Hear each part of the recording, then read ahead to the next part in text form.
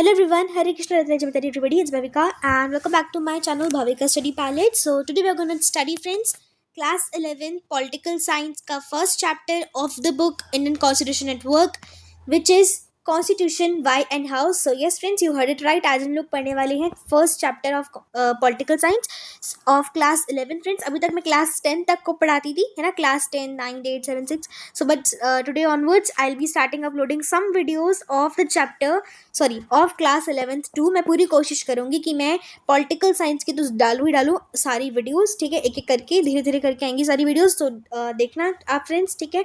And I hope आपको पसंद आएगी वीडियोस. अगर समझाने का तरीका पसंद आए एंड अगर आपको समझ में आ जाए तो प्लीज़ लाइक कर देना वीडियो को, शेयर करना अपने फ्रेंड्स के साथ एंड सब्सक्राइब कर देना मेरे चैनल को. स्टार्ट करते हैं फटाफट से, ठीक है. हाँ जी. सो पहला चैप्टर है पॉलिटिकल साइंस बुक का, जो कि है हमारा constitution bye and how. Book का नाम मैंने आपको बता दिया, constitution at work. So let's start. Okay तो इसमें पढ़ने वाले हैं फर्स्ट चैप्टर में फ्रेंड्स कॉन्स्टिट्यूशन के बारे में, कि कॉन्स्टिट्यूशन क्या है, वाई एंड हाउ, और कैसे चलता है, क्यों, क्या है, ये सब पढ़ेंगे. सो इंट्रोडक्शन से देख लेते हैं. सो इंट्रोडक्शन हमारा दे रखा है, उसके बाद हमारा चैप्टर शुरू हो रहा है. तो स्टार्ट करते हैं इंट्रोडक्शन से. So this book is about the working of Indian constitution friends. So देखो फ्रेंड्स, अब ये जो बुक है हमारी, ये किसके ऊपर है? इंडियन कॉन्स्टिट्यूशन के ऊपर. द वर्किंग, कि इंडियन कॉन्स्टिट्यूशन जो है हमारा वो कैसे काम करता है, ठीक है. In the chapters that follow you will be read information about various aspects of the working of our constitution. तो हम देखने वाले कि कैसे कैसे काम कर रहा है, इसके वेरियस एस्पेक्ट क्या है, सब देखने वाले हैं. और हम जानने वाले हैं अलग अलग इंस्टीट्यूशंस के बारे में, गवर्नमेंट की या फिर कंट्री क्या कह सकते हो, और रिलेशनशिप क्या है एक दूसरे का उन कंट्रीज के साथ, ये भी देखेंगे हम.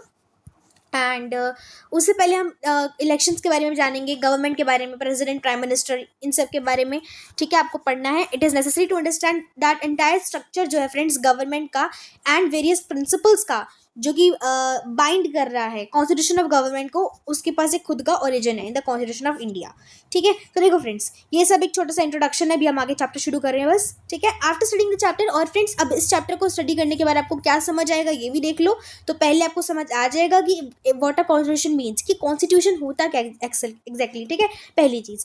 दूसरी चीज़, you will be able to know after reading this chapter that what a constitution does to a society, कि एक कॉन्स्टिट्यूशन जो होता है वो अपनी सोसाइटी के लिए क्या करता है, ठीक है. Thirdly, you will be able to know that how constitutions govern the allocation of the power in society.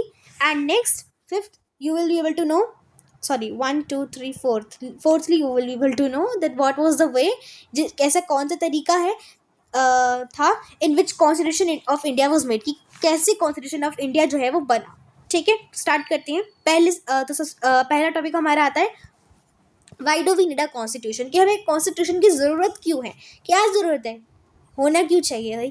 नहीं होगा तो काम चल जाएगा. तो आओ देखते हैं क्यों चाहिए हमें, है ना. अब आप सभी को पता होगा थोड़ा बहुत तो क्यों ही चाहिए, तो देख लेते हैं. तो what is the constitution, constitution होता क्या है, इसके फंक्शंस क्या हैं, क्या रोल प्ले करता है हमारी सोसाइटी के लिए, और how does constitution relate to daily existence, कि हमारी डेली एग्जिस्टेंस में क्या, कैसे कॉन्स्टिट्यूशन जो है वो रिलेट कर रहा है हमारे से, ठीक है. तो इन सब की आंसर्स हम देखेंगे. सो स्टार्ट करते हैं.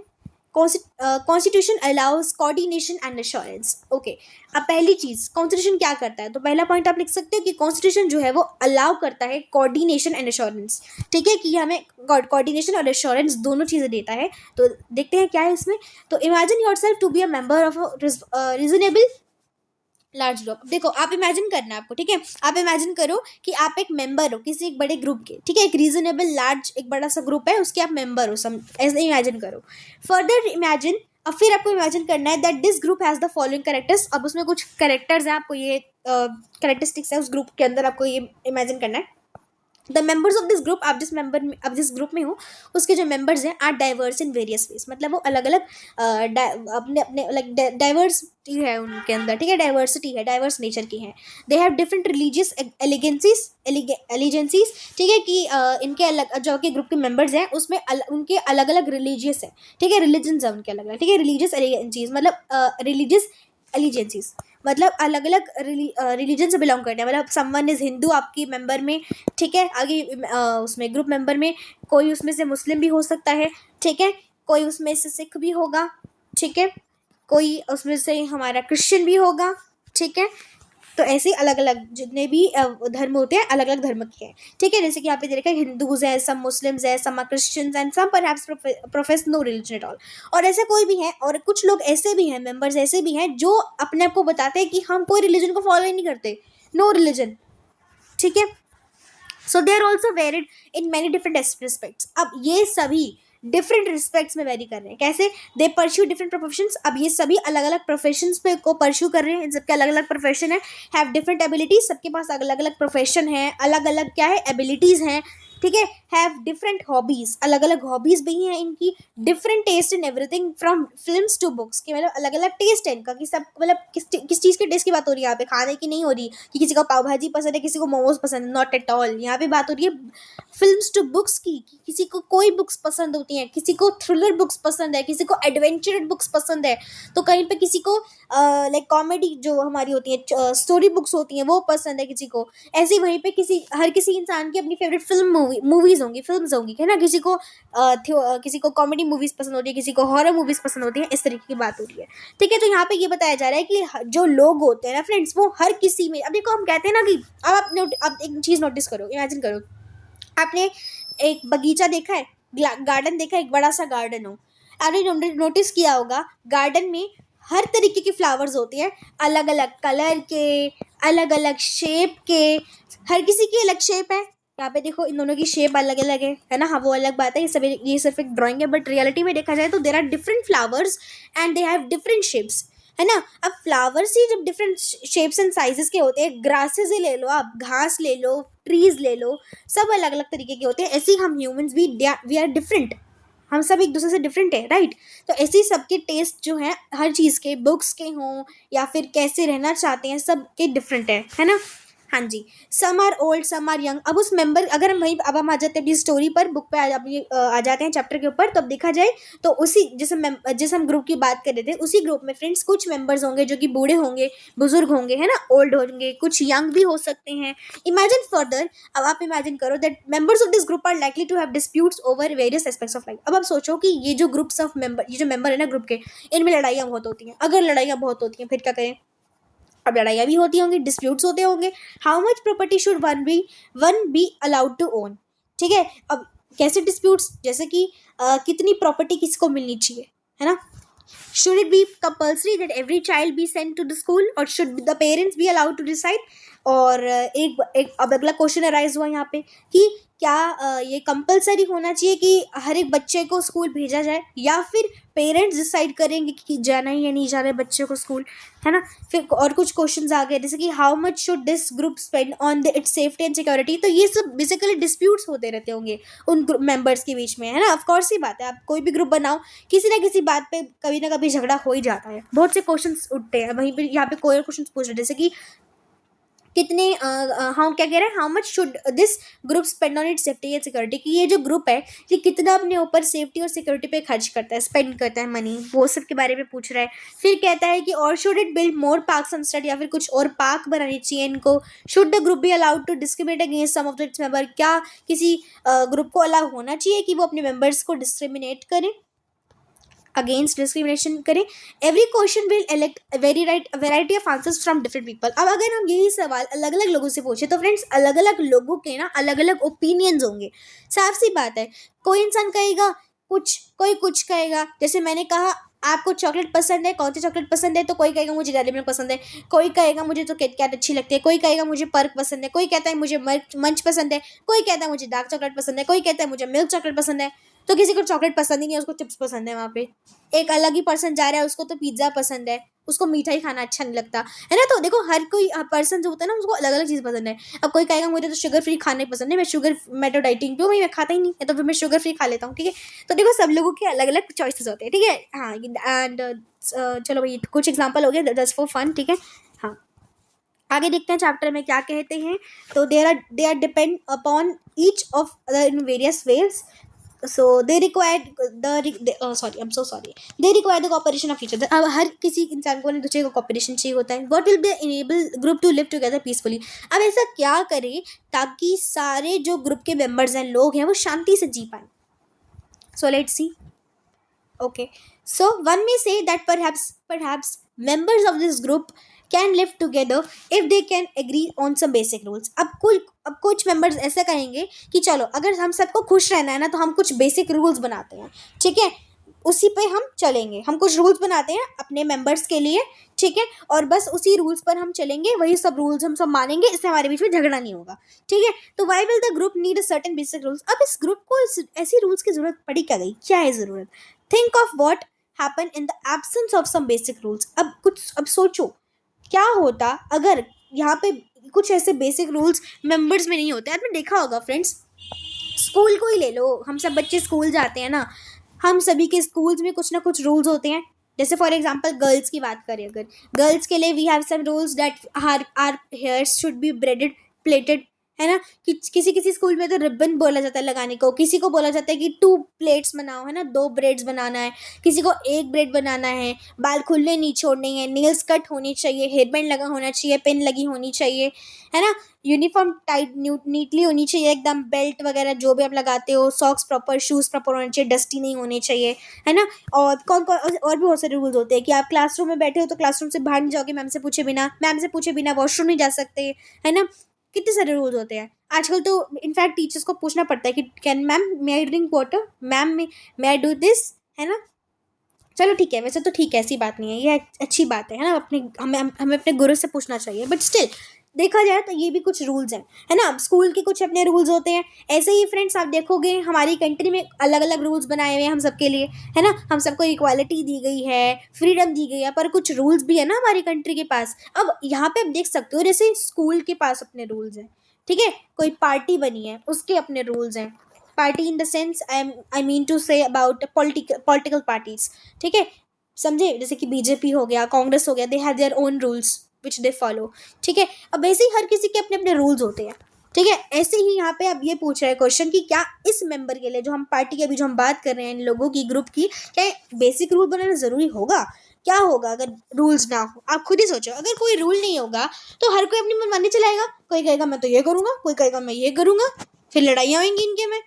बात तो सही है। तो इसलिए हम रूल्स बनाते हैं कि तू ऐसे बैठी होगा तो ऐसे बैठोगे, आप ऐसे बैठोगे, शांत रहना है, ऐसे नहीं बोलना, वैसे नहीं बोलना है, अब्यूजिव लैंग्वेज यूज नहीं करनी, प्यार से बात करनी है, तुम नहीं बोलना, तू नहीं बोलना, आप बोलोगे, ठीक है। किसी को बेवजह मारोगे नहीं, झगड़ा नहीं करोगे, और अगर किया तो फाइन लगेगा या फिर कुछ वो हो गया, उसके पनिशमेंट दे दी, है ना। होता है ना, अगर हम टीचर होमवर्क कंप्लीट नहीं करते तो पनिशमेंट मिलती है। तो बस यही सब समझ आया ना आपको मैं क्या कहना चाहती हूँ, कि basic rules are important for each and everything, okay. हाँ जी। और आप सोचोगे अब ये क्यों पढ़ा रहे हैं हमें पॉलिटिकल साइंस में, सॉरी पॉलिटिकल नॉट साइंस, या पॉलिटिकल साइंस ही है, हाँ। तो देखो पॉलिटिकल हमें सिविक्स में क्यों पढ़ना पड़ रहा है, क्योंकि यहाँ पे आप इसको रिलेट कर सकते हो कॉन्स्टिट्यूशन से। कॉन्स्टिट्यूशन है क्या? कॉन्स्टिट्यूशन एक रूल बुक है जिसके अंदर ढेर सारे रूल्स लिखे हैं हमारी कंट्री के लिए, कि हमारी कंट्री को कैसे चलाना है, गवर्न करना है, राइट एवरीबडी। तो बस उसी की बात चल रही है, आइए देखते हैं अभी क्या है। तो every individual would be insecure simply because they would not know that members of this group could do each other who would claim rights over what। अब यहाँ पे सिंपल सी बात है, अगर इस ग्रुप में जिसकी हम बात करें चैप्टर में, अगर उनके पास रूल्स नहीं होंगे तो इनसिक्योर फील करेंगे वो, है ना। उनको पता ही नहीं उनके राइट्स क्या क्या हैं, उन्हें यही नहीं पता। अगर किसी ने किसी को मारा, उल्टा वो मारेगा, और अगर कोई ना भी मारा तो कोई चुप रह जाएगा, सहता चला जाएगा। लेकिन अगर उसको पास, अगर किसी पर्सन को राइट मिल जाए, फॉर एग्जाम्पल ये पर्सन है पर्सन ए और एक पर्सन है पर्सन बी। अगर इस पर्सन ए को देखो ये पर्सन ए ना बड़ा खड़ूस है, जब देखो बस मारता ही रहता है इसको बेचारे को, और ये बेचारा रोता रहता है, आंसू निकल के देखो जमीन पे गिर गए, ओ नो, ठीक है। और वो बेचारा चुप बैठा रहता है, वो क्या करे उसको समझ ही नहीं आता। बट यहीं पे अगर इस पर्सन को पता चल जाए, क्या पता चले इस पर्सन को, कि मेरे पास तो बहुत सारे रूल्स है, ही अभी इसको मजा चखाता हूँ, इसके कंप्लेंट कराता हूँ, और बस वो अपने लीडर से, जो अगर उसका कोई लीडर वगैरह है या फिर नहीं भी है, तो वो कहीं ना कहीं किसी के साथ जाके कंप्लेंट कर देगा, और बस फिर वापस से लड़ाई शुरू, है ना। तो इससे बचने के लिए और उस पर्सन को पता लगाने के लिए कि हाँ भाई आपके पास राइट्स हैं, यहाँ पे कुछ ऐसे कोई भी आप पे रूल नहीं कर सकता, ये सब होने के लिए बेसिक राइट्स होना इंपॉर्टेंट है। समझ आया? Any group will need some basic rules that are publicly promulgated, yes, and known to all its members of the group to achieve a minimal degree of coordination। अब क्योंकि हमें coordination बना के रखना इंपॉर्टेंट है हर किसी ग्रुप में, तो इसलिए ज़रूरी है कि हर किसी पर्सन को अपने बेसिक रूल्स मालूम हो, है ना, पता हो कि भाई मेरे पास बेसिक रूल्स हैं और ये मेरे पास होने ही चाहिए, है ना। इससे क्या बनेगा? कोऑर्डिनेशन बनेगा सबके बीच, है ना। But these rules must not must not only be known, they must be enforceable. अब ये जो भी ये राइट्स वगैरह दोगे आप, लॉज वगैरह बनाओगे, ठीक है, रूल्स वगैरह एक्चुअली, ठीक है। अब ये जो रूल्स हैं ये सिर्फ ऐसा नहीं आपने बना दिए बोल दिया बात खत्म, नहीं, इन्फोर्सेबल भी होने चाहिए। मतलब आप इनको इन्फोर्स कराओगे, अगर कि आप रूल्स बनाए हैं तो आप मानो भी उस रूल को। रूल बनाए हैं, अब्यूजिव लैंग्वेज नहीं यूज करनी तो नहीं यूज करनी, और जिसने यूज करी उसको पनिशमेंट मिलेगी, तो पनिशमेंट डिसाइडेड है उसके अलग से। आपने देखा होगा आजकल सबसे एक सिंपल सा रूल देख लो हमारी इंडिया में नहीं, एक्चुअली आई डोंट नो बाकी कंट्रीज में भी होगा। इंडिया में रूल है कि अगर आप हेलमेट पहन के नहीं जा रहे, if you are on a sorry, अगर आप टू व्हीलर व्हीकल पे हो और अगर आपने हेलमेट नहीं पहना तो चालान कट जाता है। सिंपल वर्ड में बोल रही हूँ, ठीक है ना, चालान कट जाता है। वहीं पे अगर किसी ने पहना होगा तो नहीं कटेगा, और अगर किसी ने नहीं पहना हेलमेट तो चालान कटेगा, है ना। अब बनाया तो वो इसलिए ना ताकि उसकी सेफ्टी हो सके पर्सन के, तो यहाँ पे अगर वो रूल फॉलो नहीं कर रहा तो पनिशमेंट के रूप में उसे पैसे देने पड़ते हैं गवर्नमेंट को, पुलिस को, है ना। तो वैसे ही है यहाँ पे ऐसा, ठीक है, कि आप रूल्स बना रहे हो उसे फॉलो करो, नहीं कर रहे हो जो फॉलो उनको पनिशमेंट दो। तो if citizens have no assurance that others will follow the rules, they will themselves have no reason to follow these rules, saying that rules are legally enforceable given assurance to everybody that others will follow these. If they do so, they will be punished. समझ आ गया everybody? I hope it's clear. The first function of a constitution is to provide a set of basic rules. तो अब सबसे पहला function क्या होता है, इसको फटाफट से बॉक्स बना के लिख लो, स्टार मार्क करो, अंडरलाइन कर लो कि पहला फंक्शन होता है कॉन्स्टिट्यूशन का। कॉन्स्टिट्यूशन क्या है? एक रूल बुक है जिसमें बहुत सारे रूल्स लिखे हैं, ठीक है। एक रूल बुक होती है जिसके अंदर ढेर सारे रूल्स होते हैं जो ये बताते हैं कि हमारे पास क्या क्या राइट्स हैं, ठीक है। अब कोई तो ये भी होगा ना जो राइट्स बना रहा होगा फ्रेंड्स, राइट बनाने वाला भी कोई होता होगा, उसे इन्फोर्स कराने वाला भी कोई होता होगा, तो बिल्कुल होता है। तो आपको ये वाली डेफिनेशन बनाने से पहले मैं एक बार बता देती हूँ, आपको पता ही होगा हमारे 3 ऑर्गन्स होते हैं गवर्नमेंट के, 3 ऑर्गन्स ऑफ गवर्नमेंट की बात कर रही हूँ मैं, ठीक है। 3 ऑर्गन्स ऑफ गवर्नमेंट क्या है? लेजिस्लेटिव, एग्जीक्यूटिव एंड जुडिशरी, ठीक है। LEJ, legislative, executive and judiciary, ठीक है। लेजिस्लेटिव कौन है? लेजिस्लेटिव वो है लेजिस्लेटिव हु मेक लॉस, ठीक है। लेजिस्लेटिव जो लॉस बनाते हैं, ठीक है, जो लॉस बनाते हैं, ठीक है। देन आते हैं एग्जीक्यूटिव। एग्जीक्यूटिव कौन होता है? एग्जीक्यूटिव वो होते हैं जो लॉस को इम्प्लीमेंट कराते हैं। एंड देन आते हैं जुडिशरी। हमारा जुडिशरी क्या करेगा? जुडिशरी इंटरप्रेट करता है, जुडिशियरी, सॉरी स्पेलिंग गलत लिख दी, जुडिशियरी क्या करेगा? इंटरप्रेट कराता है। इसका मतलब कि ये चेक करेगा कि कौन फॉलो कर रहा है, नहीं कर रहा फॉलो रूल्स, और अगर कोई नहीं कर रहा है तो पनिशमेंट देगा। कहने का मतलब ये प्रिंसिपल है, ठीक है।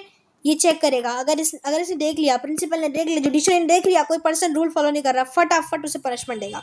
क्लियर आ गया? समझ आ गया? चलो आगे मूव ऑन कर जाते हैं। तो पहला फंक्शन होता है कॉन्स्टिट्यूशन का कि प्रोवाइड करना set of basic rules. Basic rules को प्रोवाइड करेंगे जो कॉन्स्टिट्यूशन प्रोवाइड करता है basic rules that allowed for minimal coordination, जिससे थोड़ा बहुत कोऑर्डिनेशन बनता है, ठीक है, amongst members of a society, ठीक है। तो अब समझ आ गए फ्रेंड्स कि कॉन्स्टिट्यूशन क्या है। एक बेसिकली कॉन्स्टिट्यूशन जो हमारा वो सेट ऑफ रूल्स प्रोवाइड करता है, कुछ बेसिक रूल्स प्रोवाइड करता है ताकि मिनिमल कोऑर्डिनेशन बन सके, थोड़ा सा कोऑर्डिनेशन बन सके लोगों के बीच में और सोसाइटी के बीच में, ठीक है। हाँ जी, अभी एक्टिविटी आप देख लेना प्लीज़ एक बारी। आ जाते हैं आगे फटाफट से, हम एक्टिविटी रीड नहीं करेंगे। ओके, नेक्स्ट टॉपिक आता है हमारा, अच्छा नेक्स्ट टॉपिक नहीं है, इसी के आगे सेकेंड पॉइंट लिख लेना, ठीक है। Why do we need a constitution का सेकंड पॉइंट, हमें कॉन्स्टिट्यूशन क्यों चाहिए? तो सेकंड पॉइंट आ जाएगा specification of decision making powers, ठीक है। आओ देखते हैं। अच्छा, अब हम बात करेंगे डिसीजन मेकिंग पावर्स के बारे में कि कौन डिसीजन लेगा, किसके पास कितनी पावर रहेगी, क्या क्या है। तो constitution is a body of fundamental principles की। कॉन्स्टिट्यूशन क्या है? कॉन्स्टिट्यूशन एक बॉडी है किसकी? फंडामेंटल प्रिंसिपल्स की, ठीक है। फंडामेंटल प्रिंसिपल्स है, हमने पढ़ा था ना फंडामेंटल राइट्स के बारे में, फंडामेंटल ड्यूटीज़ के बारे में, right, we all know about it, है ना।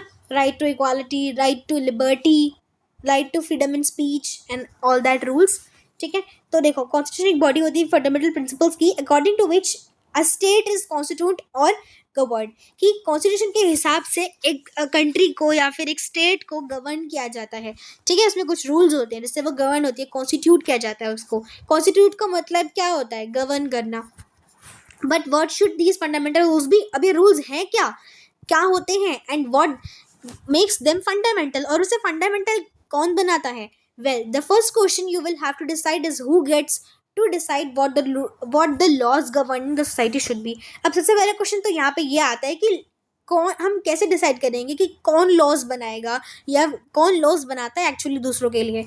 यू मे वांट रूल 10, ठीक है, बट अदर्स में want rule by, sorry not 10x. अब यहाँ पे वो कह रहे हैं कि सपोज आपको कोई रूल्स, कुछ रूल्स है हमारे पास, ठीक है. अब कुछ लोग चाहते हैं कि रूल्स x फॉलो किया जाए, कुछ चाहते हैं रूल्स y फॉलो किया जाए. तो हम डिसाइड कैसे करेंगे कि हुज रूल्स और प्रेफरेंसेस शुड गवर्न अस. तो हम कैसे डिसाइड करेंगे कि ये वाला रूल फॉलो होना चाहिए. अब देखो फ्रेंड्स, बात ऐसी है, घर जैसी है. देखो, सिंपल सी बात है, हमारी कंट्री में भी जैसे कॉन्स्टिट्यूशन में भी जो रूल्स बनाए गए हैं बड़ी सोच समझ के बनाए गए हैं. बहुत टाइम लगा कॉन्स्टिट्यूशन को बनाने, है ना. क्योंकि ऐसे नहीं कि मैंने बोला राइट टू इक्वालिटी दे दो, फ्रीडम दे दो, लिख दिया, हो गया. नहीं, ऐसा नहीं है.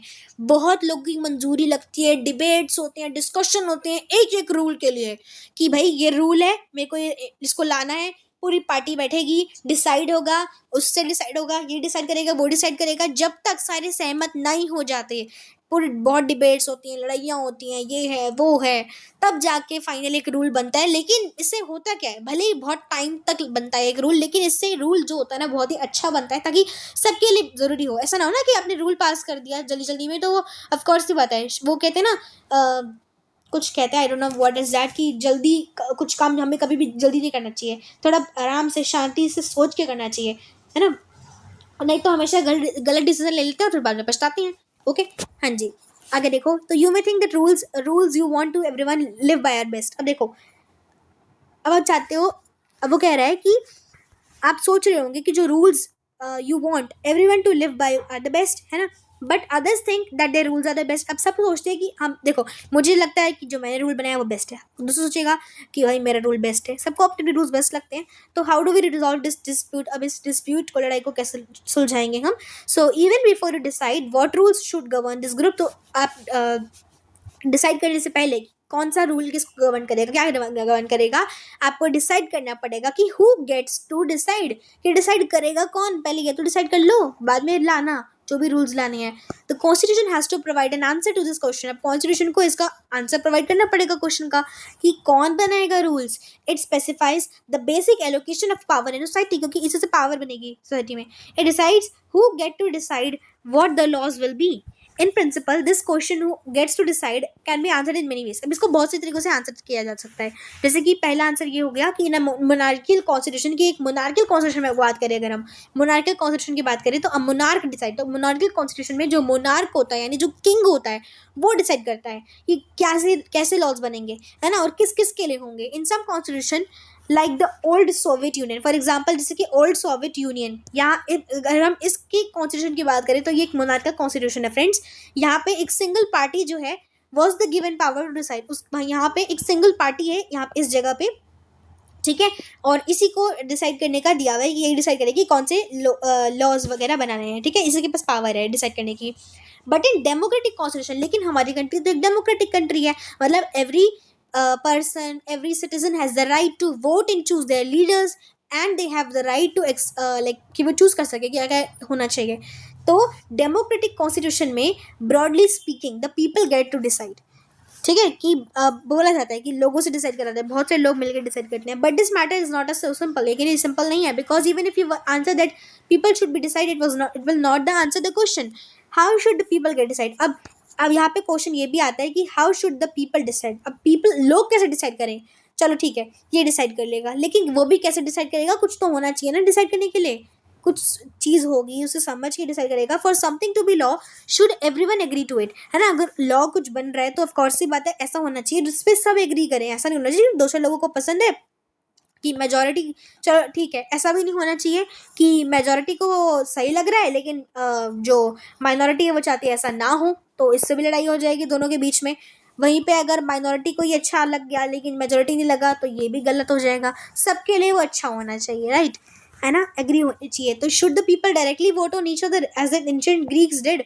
तो क्या लोग वोट कर दें एक दूसरे को कि ये वाला लॉ डालो, ये वाला बनाओ, ये वाला बनाओ, जैसे ग्रीक्स क्या करते थे पहले. ऐसा भी नहीं होना चाहिए, ठीक है. ये क्वेश्चन पूछ रहा है. और should the people express their preferences by elective representatives, या फिर लोग अपने रिप्रेजेंटेटिव को इलेक्ट करें, इसके लिए भी. But if the people act through their representative, लेकिन अगर लोग इलेक्ट करेंगे अपने रिप्रेजेंटेटिव को, तो how should these representative elect. तो इन रिप्रेजेंटेटिव को कौन इलेक्ट करेगा, how many should be there, और कितने होने चाहिए। देखो भाई, एक चीज़ को बनाने के अंदर बहुत सवाल उठते हैं, है ना। सपोज एक कंपनी को एक बैग बनाना है, उसके अंदर हजार सवाल उठेंगे, कैसा बनेगा, किस कलर का, किसका, कौन बनाएगा, ये कौन बनाएगा। वैसे ही कॉन्स्टिट्यूशन को बनाने में भी लगते हैं, ठीक है। तो in Indian constitution for example, Indian constitution में for example friends, it is specified, ये स्पेसिफाई कर रखा है that in most instances parliament gets to decide laws and policies, की पार्लियामेंट जो है ना फ्रेंड्स, वो डिसाइड करता है लॉज को एंड पॉलिसीज, ठीक है, कि क्या लॉज बनेंगे, कैसी पॉलिसीज होंगी।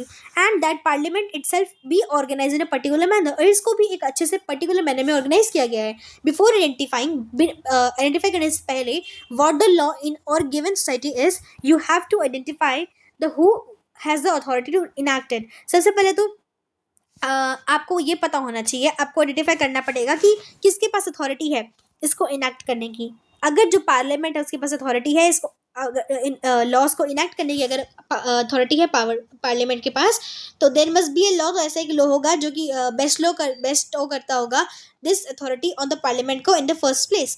This is the function of the constitution, it is an authority that constitutes government in the first place. So यहाँ पे आता है हमारा सेकेंड फंक्शन। तो second function of a constitution क्या है, is to specify who has the power to make decision in society की।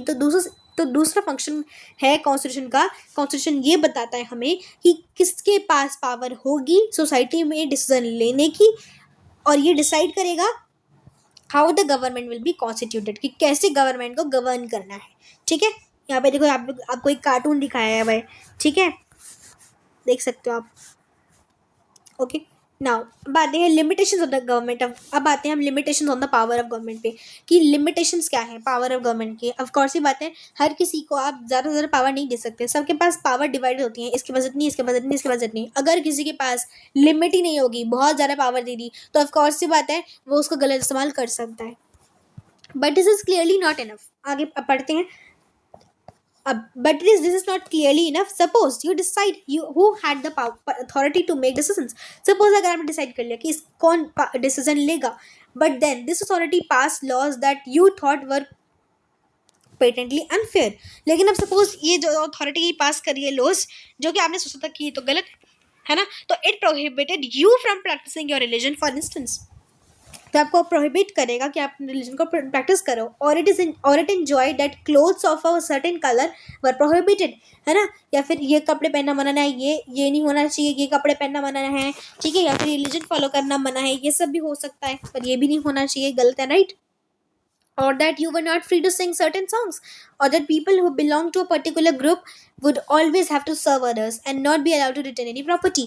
तो यहाँ पे आप ये देख सकते हो, यहाँ पे कितने सारे क्वेश्चंस उठ गए अब कि अब सपोज एक अथॉरिटी है वो बना रही है रूल्स, तो ऑफ कोर्स ही बात है उसके पास ज़्यादा पावर भी नहीं होनी चाहिए ना, अदरवाइज वो कहेगी कि ये वाला गाना मत गाओ, ये वाला मत गाओ, इसको सर्व करेगी, अगर आप ऐसे हो इस कास्ट के, इस रिलीजन के, तो आप दूसरों को सर्व करोगे, है ना, ऐसा हो जाएगा। या फिर आप प्रॉपर्टी ओन नहीं कर सकते, बहुत कुछ हो जाएगा ऐसा, तो है ना। या फिर government could readily arrest someone, और that only people of a certain skin color would be allowed to draw water from the wells, या फिर ऐसा कुछ बना दिया अगर कि इस कलर की स्किन के लोग ही पानी ले सकते हैं कुएं से और नहीं ले सकते, तो you would obviously think these laws were unjust and unfair. तो of course ये बात है, ये सब laws unjust है, unfair है, and even though they were passed by the government that had come into existence based on certain procedures, there would be something obviously unjust about the government enacting these laws. Okay, तो यहाँ से मिलता है friends हमें third function of the constitution, which is that constitution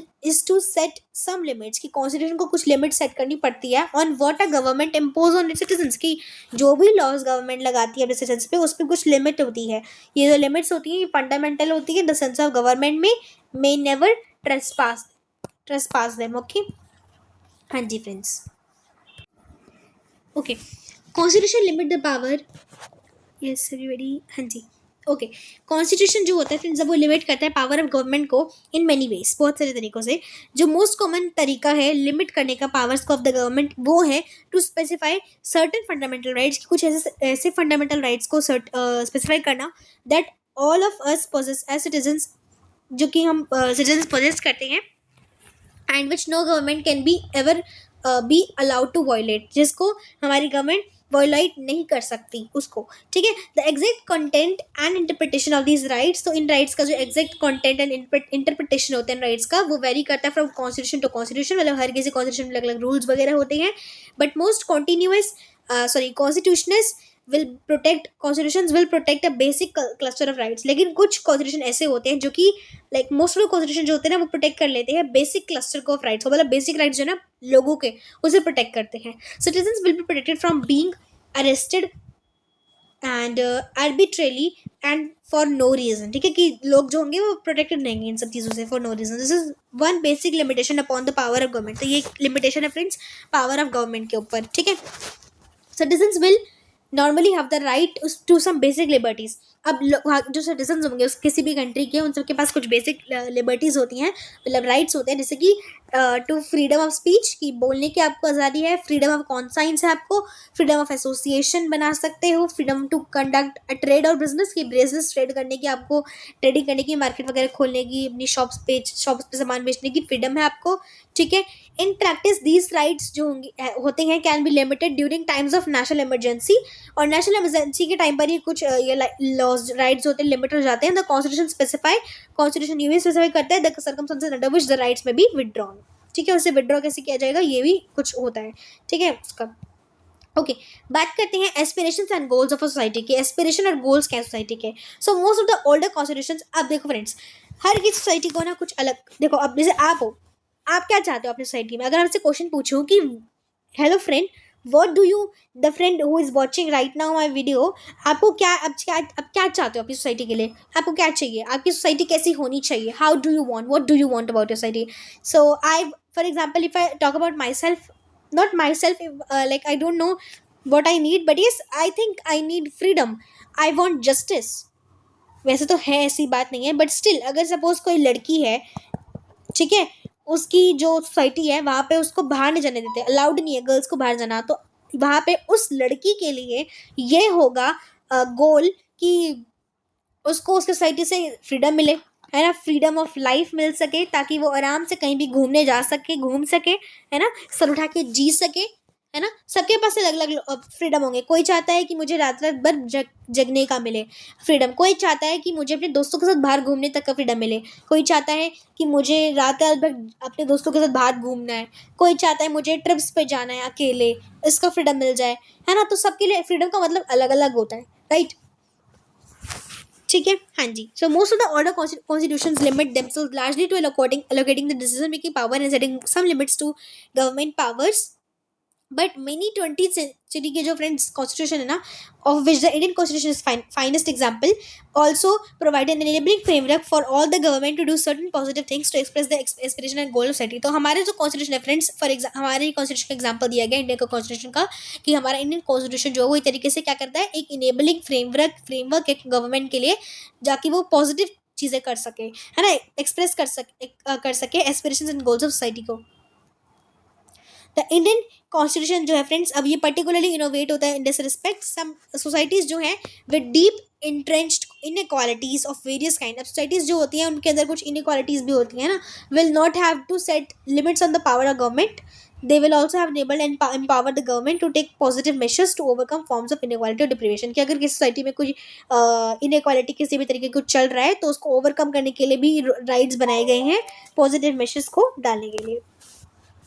okay, आगे बात करें, for example जैसे इंडिया की बात करें तो India aspires to be society, India की सोसाइटी है that is free of caste and discrimination, कि हमारे इंडिया में चाहे आप कोई भी कास्ट के, लोअर कास्ट अपर कास्ट ऐसा कुछ नहीं है, सभी सेम है, सब इक्वल है, लोअर कास्ट अपर कास्ट कुछ नहीं है, किसी को कोई डिस्क्रिमिनेट नहीं किया जाएगा। अगर आपको कोई डिस्क्रिमिनेट कर रहा है किसी के भी बेसिस पे, आपके कलर के बेसिस पे, कास्ट के बेसिस पे, रिलीजन के बेसिस पे, तो you can basically give them punishment by the help of the government. If this is a society's aspiration, the government will have to be enabled or empowered to take all the necessary steps to achieve the goal। और अगर हमारी society की aspiration ऐसी होती है, ठीक है, कि अगर लाइक कोई किसी को डिसमेंट वगैरह कर रहा है तो गवर्नमेंट के पास पावर है कि वो नेसेसरी स्टेप्स उठा सकती है ताकि अपने गोल को अचीव करे, ठीक है। और जैसे अगर हम बात करें साउथ अफ्रीका की, जो कि कंट्री है which had a deep history, जिसकी एक बहुत ही पुरानी हिस्ट्री रही है, बहुत ही खतरनाक डीप हिस्ट्री है, गहराई वाली, रेशल डिस्क्रिमिनेशन के ऊपर, कलर के बेसिस पे जिसकी रहता है। आपको याद होगा हमने 10th में पढ़ा है अभी साउथ अफ्रीका के बारे में, राइट। ऑल्सो हमने क्लास 10th में इंग्लिश में पढ़ा था नेल्सन मंडेला के बारे में, लॉन्ग वॉक टू फ्रीडम हमारा चैप्टर था, तो हमने पढ़ा था। आई होप आपको याद होगा उस सब के बारे में, आप रिलेट कर पा रहे होंगे इस चैप्टर से। इसका जो नया जो उसका न्यू कॉन्स्टिट्यूशन बना था साउथ अफ्रीका फ्रेंड्स, उसने इनेबल किया था गवर्नमेंट को कि रेशल डिस्क्रिमिनेशन यानी जो वो थी अपर्थिड सिस्टम वो खत्म हो जाए, है ना फ्रेंड्स, याद है ना? ठीक है। मोर पॉजिटिवली, ये कार्टून आ गया। मोर पॉजिटिवली कॉन्स्टिट्यूशन में enshrined the aspirations of a society। ठीक है। The framers of the Indian constitution की जिन लोगों ने इंडियन कॉन्स्टिट्यूशन को फ्रेम किया है, बनाया है, for example thought that each individual in society, उन्होंने ये सोचा होगा कि हर एक इंडिविजुअल को एक सोसाइटी में have all that is necessary for them to lead a minimal dignity and social respect life, है ना? कि देखो जिसने भी बनाया होगा हमारे इंडिया का कॉन्स्टिट्यूशन, उसने ये देखकर बनाया होगा कि जिस भी इंसान को, कि मतलब किसी भी इंसान को उसकी सोसाइटी में सेल्फ रिस्पेक्ट मिले, आत्मसम्मान बना रहे, सोशल सेल्फ रिस्पेक्ट बनी रहे उसकी, है ना, उसको डिग्निटी में मिले minimal and minimum material wellbeing मिले, एजुकेशन मिले, बहुत कुछ चीज़ें मिले। द इंडियन कॉन्स्टिट्यूशन जो है वो इनेबल करता है गवर्नमेंट को to take positive welfare measures, की कॉन्स्टिट्यूशन में लिखा गया है कि गवर्नमेंट को पॉजिटिव वेलफेयर मेजर लेने पड़ेंगे, है ना, जिसमें से कुछ लीगली इन्फोर्सेबल भी होते हैं।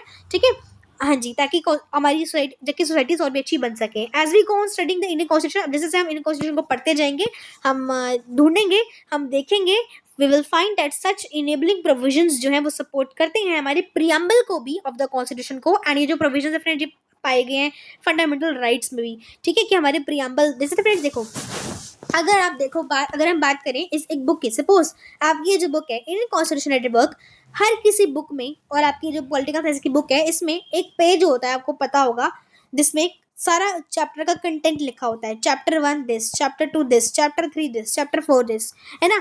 एक पेज आपका ऐसा भी होता है बुक का जिसमें लिखा होता है कि इस बुक में है क्या, जैसे this books involve this this this this.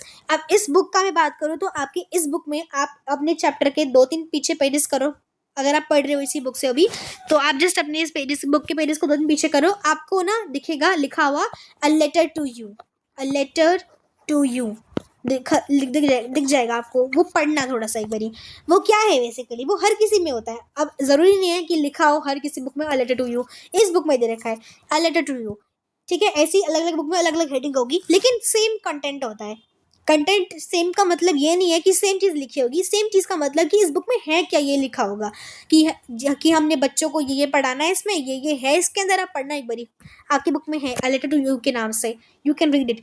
Basically it tells us that what is there in this book. Okay, ऐसे ही फ्रेंड्स हमारी कॉन्स्टिट्यूशन के अंदर क्या क्या चीज़ें हैं वो बताता है प्रियम्बल। ठीक है, प्रियम्बल क्या है? प्रियम्बल एक तरीके से छोटा सा आप कह सकते हो कंटेक्स्ट है, या फिर छोटी सी समरी जैसा कुछ है, जिसमें लिखा हुआ है जो कि ये बताता है, मतलब उसमें हेडिंग्स है, टर्म्स है वो जो कि जिससे हमें पता चलता है कि हाँ हमारे कॉन्स्टिट्यूशन के बारे में ना इसके बारे में बहुत कुछ लिखा हुआ है। समझ आ गया फ्रेंड्स क्या कहना चाहती हूँ मैं?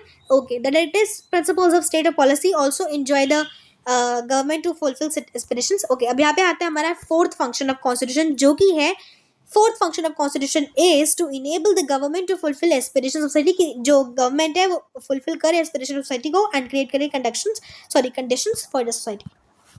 ओके, अब आता है enabling provisions for the constitution. अब कॉन्स्टिट्यूशन के लिए कुछ इनेबलिंग प्रोविजन दे रखे हैं। तो constitutions are not only rules and regulations controlling the power of the government. अब कॉन्स्टिट्यूशन सिर्फ रूल्स एंड रेगुलेशंस नहीं होते जो कंट्रोल हो रहे होते हैं पावर ऑफ द गवर्नमेंट से, है ना, controlling the power of government की, जो गवर्नमेंट की पावर को कंट्रोल कर रहे होते हैं। They also give power to the government for pursuing collective good और फॉर द सोसाइटी, की ये पावर देते हैं गवर्नमेंट को कि वो अच्छा कर सके अपनी सोसाइटी के लिए। ठीक है, कॉन्स्टिट्यूशन ऑफ साउथ अफ्रीका जैसे देख लो, असाइन करता है many responsibilities to the government को। ठीक है, it wants the government to take measures to promote conservation of nature, की जो हमारा साउथ अफ्रीका है उसका जो कॉन्स्टिट्यूशन है वहाँ उसमें लिखा हुआ है कि गवर्नमेंट जो है ना वो जो भी जितनी भी सोसाइटीज़ है वहाँ के लोगों को कंजर्वेशन ऑफ नेचर प्रोवाइड करेगी, कि नेचर को प्रोवाइड करने के कंजर्व करने का भी मेजर उठाएगी। Make efforts to protect persons और group subjected to unfair discrimination, और अगर किसी इंसान को डिस्क्रिमिनेशन झेलना पड़ रहा है अनफेयर वाला, कोई भी अनफेयर डिस्क्रिमिनेशन है उसकी कलर के बेसिस पे, किसी भी रिलीजन वगैरह के बेसिस पे, तो उससे प्रोटेक्ट करेगी एक पर्सन को, ग्रुप को। ये भी एक इंपॉर्टेंट मेजर है जो गवर्नमेंट करेगी, प्रोवाइड करेगी अपने पीपल को। एंड प्रोवाइड करेंगे and provide that the government must progressively ensure adequate housing at all to all, for example health care की।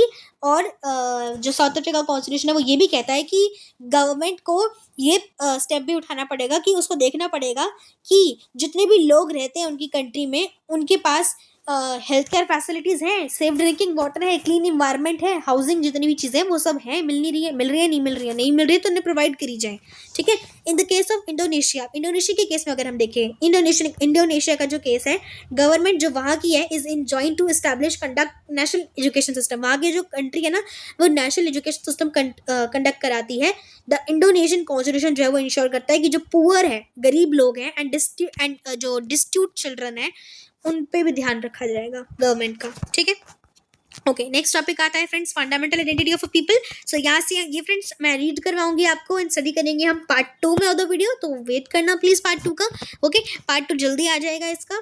प्लीज आप मेरे चैनल पर जरूर चेकआउट कर लेना। पार्ट 2 में हम पढ़ेंगे यहाँ से एंड मैं पूरी कोशिश करूंगा कि we will complete the whole chapter, otherwise I will make sure कि इसके सिर्फ 3 पार्ट्स बने। तो सेकंड पार्ट आएगा, फिर उसके पास बस एक और पार्ट आएगा। ठीक है, तो 3 पार्ट्स टोटल बनने वाले हैं चैप्टर की। ठीक है, तो आई होप आपको समझ आ गया होगा चैप्टर। अगर आपको समझ आया, समझाने का तरीका अच्छा लगा हो, वीडियो अच्छा लगा हो, तो प्लीज़ वीडियो को लाइक करना, चैनल को सब्सक्राइब कर देना, शेयर कर देना अपने फ्रेंड्स के साथ। एंड मिलती हूँ नेक्स्ट वीडियो के लिए। बाय बाय फ्रेंड्स, हरे कृष्णा, राधे राधे, बाय।